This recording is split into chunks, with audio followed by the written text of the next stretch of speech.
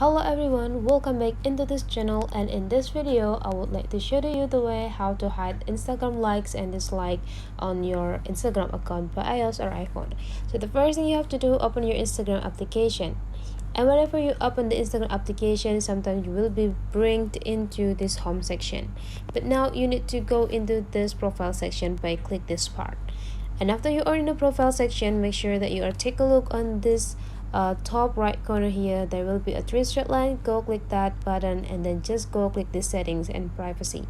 And the settings and privacy, go slide in the upper part until you found the like count, and then you just need to go click it. To hide the like, you just need to activate this button by click it until the color is changed. And now this hide like features is already activated, so the like count will be hidden. That's the way how to hide like and dislike on Instagram application by iOS or iPhone. Hopefully this tutorial today is useful for you.